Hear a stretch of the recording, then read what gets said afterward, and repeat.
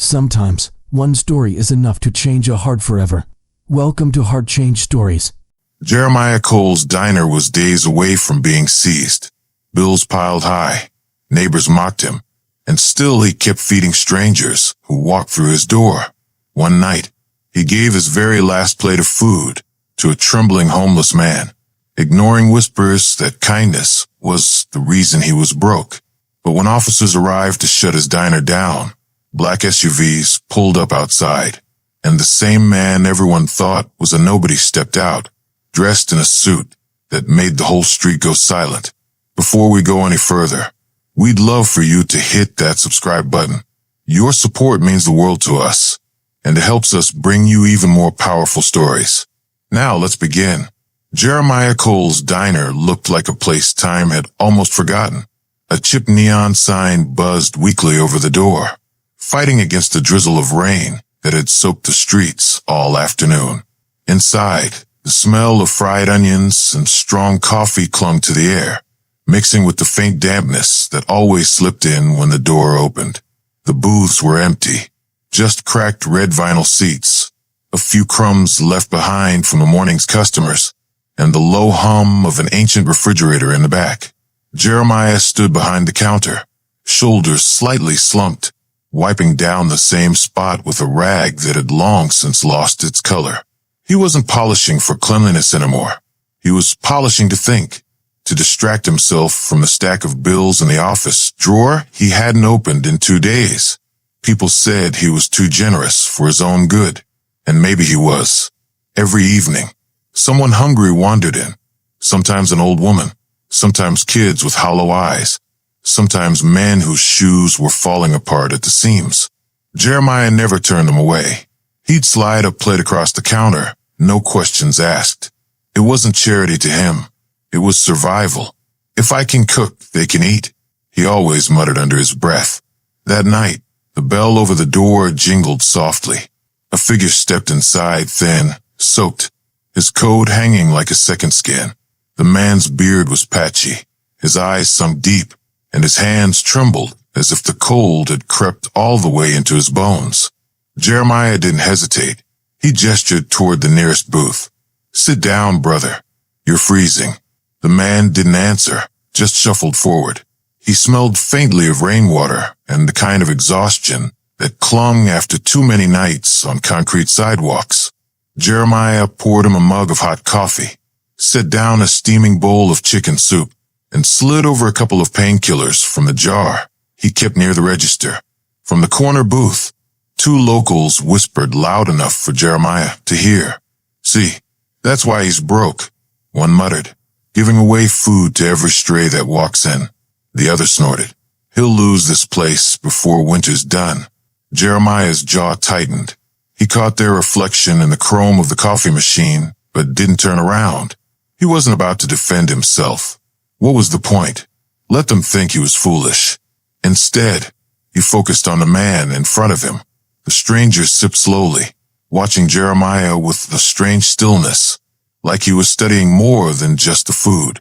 Every movement of Jeremiah's hand, the way he tucked a rag into his apron, the way he leaned forward with concern, was met with an intent gaze. And though Jeremiah didn't know it, that gaze carried more weight than the gossip at the booth ever could. The rain outside tapped harder against the window. Jeremiah rubbed his tired eyes, unaware that the night had just written the first line of a chapter that would change his life forever. Morning light spilled through the diner's fogged windows, streaked with dust, where Jeremiah hadn't found time to wipe. The tables sat mostly empty, just a couple of regulars sipping coffee, their voices carrying louder than they probably realized. "Poor man's too soft," one said, stirring sugar into his cup. "Soft," the other scoffed. "It's stupidity. You don't give away food when you can't even pay rent." Both of them chuckled, shaking their heads, as if Jeremiah were nothing more than a cautionary tale playing out in real time. Jeremiah pretended not to hear. He moved behind the counter with deliberate calm, refilling the salt shakers, adjusting napkin holders, anything to keep his hands busy.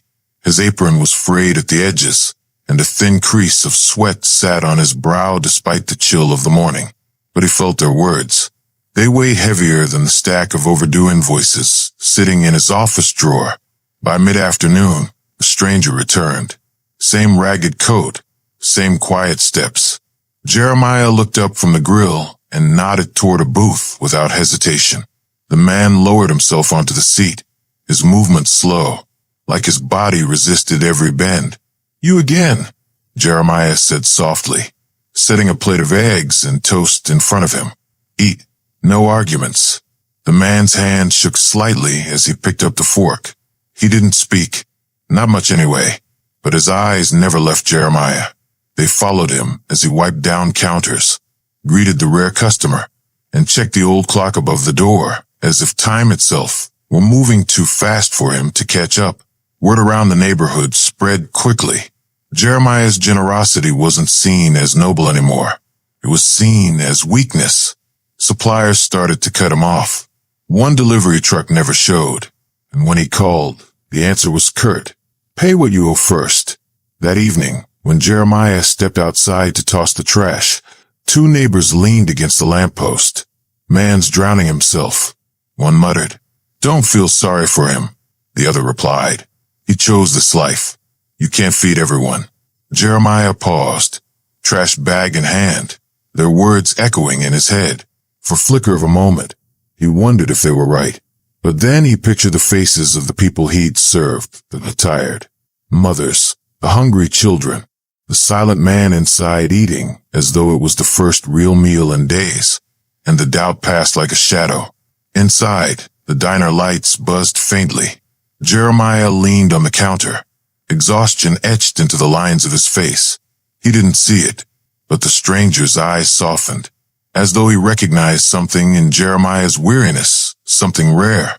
The whispers kept growing outside, but Jeremiah kept showing up each day, and the man kept coming back, always silent, always watching.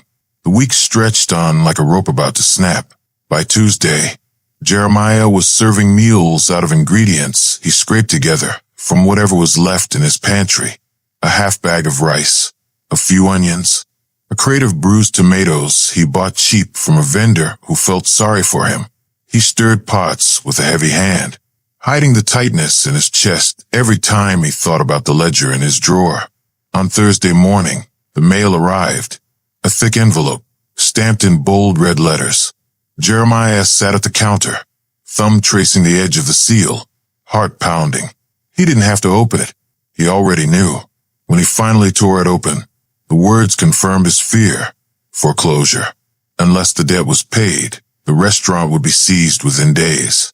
That evening, the diner was quieter than usual. Just the hum of the fridge and the clink of the stranger's spoon against a chipped bowl. Jeremiah sat across from him this time, too drained to stand. The man ate slowly, eyes on Jeremiah, and for a moment Jeremiah thought he might actually speak. But no words came, just that same steady, unreadable stare. The following morning, the end arrived. Two uniformed officers pushed through the diner's door, papers in hand. Behind them trailed a man in a suit carrying a clipboard, eyes darting around the room like a vulture spotting carrion. "Mr. Cole," one officer asked. Jeremiah nodded, though his throat felt like sandpaper. They explained in cold, official tones. The diner was being repossessed. He had until the end of the day to vacate. Customers, what few there were, watched from the booths. Whispers spread like wildfire. Told you he couldn't last. All that free food finally caught up to him. Jeremiah stood still, gripping the counter's edge so tightly his knuckles whitened. He could hear the gossip, could feel every set of eyes burning into his back. But he didn't argue. What was there to say? And then, tires screeched softly against the curb. A line of black SUVs rolled up outside the diner, engines purring like a threat. Heads turned. Conversations froze mid-sentence. The officers at the door stiffened, unsure of what to expect. The door swung open. From the first SUV stepped the same man who had shuffled into Jeremiah's diner night after night. Only this time, the ragged coat was gone. In its place was a tailored suit, pressed sharp, gleaming in the morning sun. His beard was neatly trimmed, his posture straight, his presence commanding. Behind him, assistants carried thick folders and briefcases. The diner fell silent. Forks froze halfway to mouths. Even the officers didn't speak. The man walked forward, each step deliberate, his gaze fixed on Jeremiah. Jeremiah's chest rose and fell, his breath shallow, as the truth began to take shape in his mind. The man wasn't who he claimed to be, and the revelation about to come would be bigger than Jeremiah, or anyone in that room, could have imagined. The diner felt frozen in time. Even the hum of the fridge seemed to fade as the man in the suit stepped fully inside. His shoes tapped against the worn floorboards, the sound echoing louder than it should have in the cramped space. Jeremiah's hands dropped from the counter. His rag, always in his grip, slipped quietly to the floor. The man stopped a foot away. He studied Jeremiah's face for a long moment, then placed a thick folder on the counter between them. His voice was calm, measured, but carried authority that silenced the room. "Mr. Cole, these are the deeds. This building, this diner, it's yours now. Paid in full. Every debt cleared." Gasps rippled through the customers.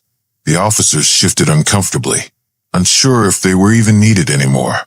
Jeremiah blinked, trying to process the words. He shook his head slightly, as though refusing to believe what his ears told him. I don't understand." The man straightened his shoulders. "You gave me food when I had nothing. You gave without asking, without judgment.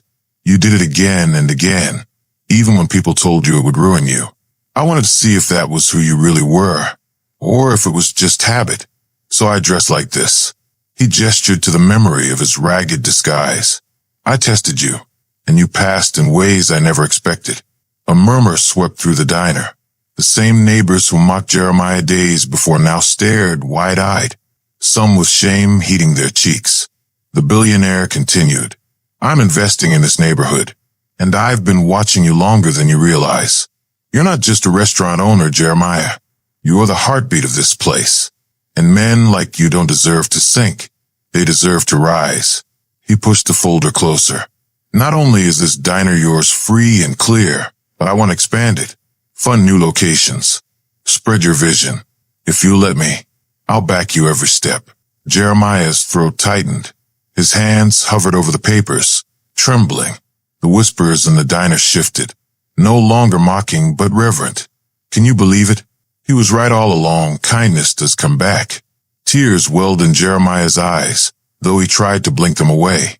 He reached for the folder, pressing his palm flat against it, grounding himself in the reality that this wasn't a dream. Outside, the rain had finally stopped. Sunlight broke through the clouds, spilling across the cracked neon sign. For the first time in months, Jeremiah felt its warmth, and though his life had just changed in ways he could never have imagined, he knew one thing would remain the same. Tomorrow morning, when the doors opened, anyone hungry would still have a place at his table, because in the end, that was what had saved him. Jeremiah's kindness nearly cost him everything, but in the end, it became the very reason he was saved. What do you think? Does true generosity always find its way back? Let us know in the comments. And if this story moved you, don't forget to like, subscribe, and share. It helps us bring you more stories that remind us of the power of integrity.